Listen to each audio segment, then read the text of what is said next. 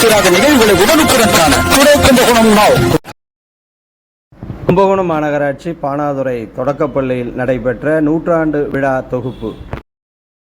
இவனை உருவமா விட வேணாமா, இவங்களுக்கு இந்த ஸ்கூலுக்கு என்ன சம்பந்தம் இருக்கு, இவன் மேல கேஸ் என்னன்னு சொல்லி அவளை பிரச்சனை குழந்தைகளுக்கு மேல இந்த பெரிய ஸ்கூல் சரஸ்வதி பாடசாலையோட இணைச்ச பெருமை நம்ம எம்எல்ஏவுக்கு உண்டு, எங்களுக்கு உண்டு, நகரமன்ற உறுப்பினருக்கு உண்டு சொல்லி இந்த ஸ்கூலுக்கு அவன் என் உயிர் உள்ளவரை என்ன செய்கிறேன் சொல்லி எனக்கு அந்த வாய்ப்பு நன்றி கூறி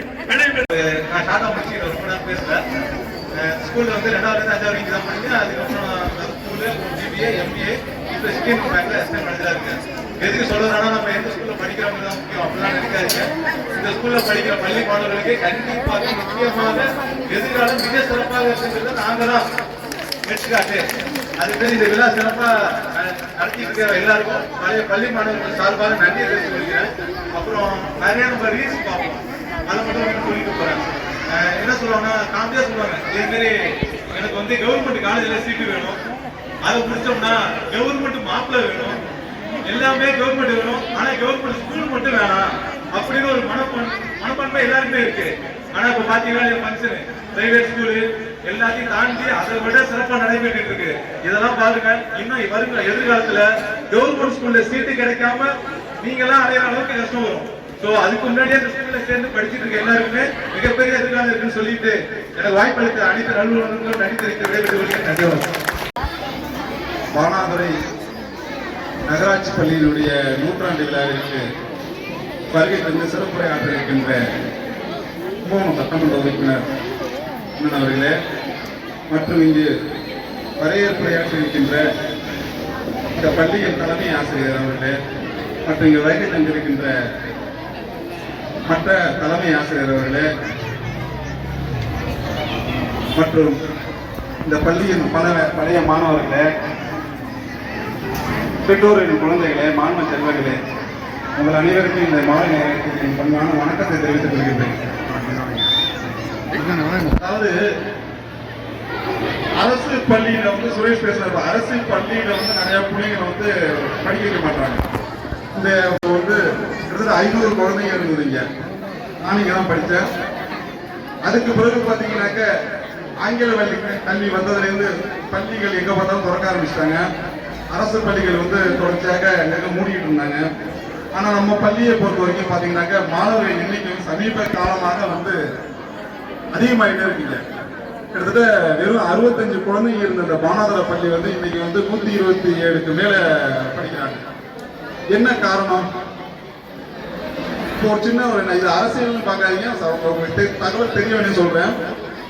அரசு பள்ளியில் படிக்கக்கூடிய மாணவர்களுக்கு பாத்தீங்கன்னாக்கா எடப்பாடியார் ஆட்சியில 7.5% நேர ஒதுக்கீடு தந்து அரசு பள்ளி மாணவர்கள் வந்து கிட்டத்தட்ட இந்த ஆண்டு வரை 3500க்கு மேற்பட்ட மாணவர்கள் வந்து மருத்துவர்களா இருக்காங்க. உதாரணத்துக்கு சொல்ல போனா இந்த பள்ளியில் எழுத்தாளர் இருக்கக்கூடிய நம்ம காய்கறி மரம் வேலை பார்த்தார் குமார், அவருடைய மகள் பாத்தீங்கன்னாக்க இன்றைக்கு வந்து ஒரு மருத்துவர்.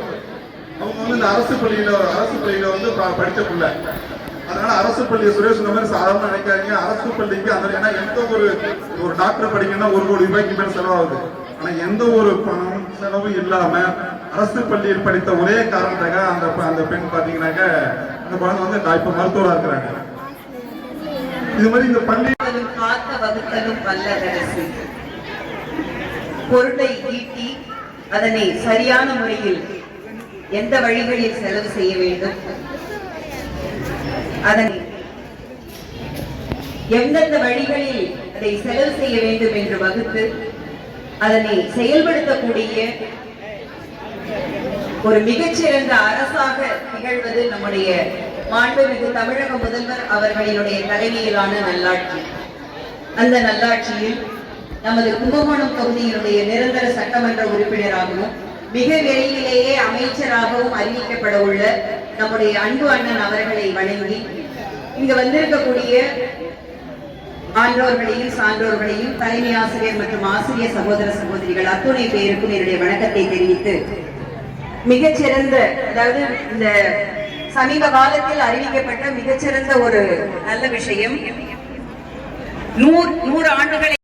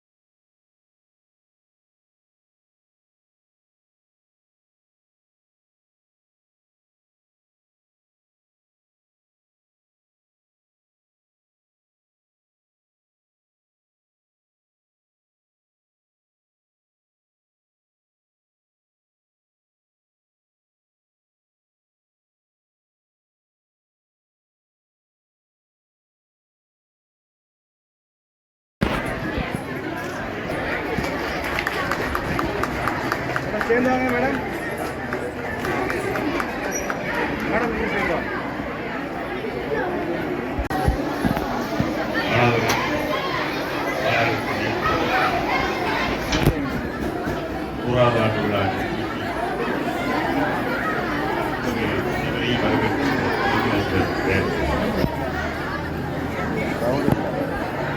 வெள்ள கருத்துக்களை மற்றபடி மாணவர்கள்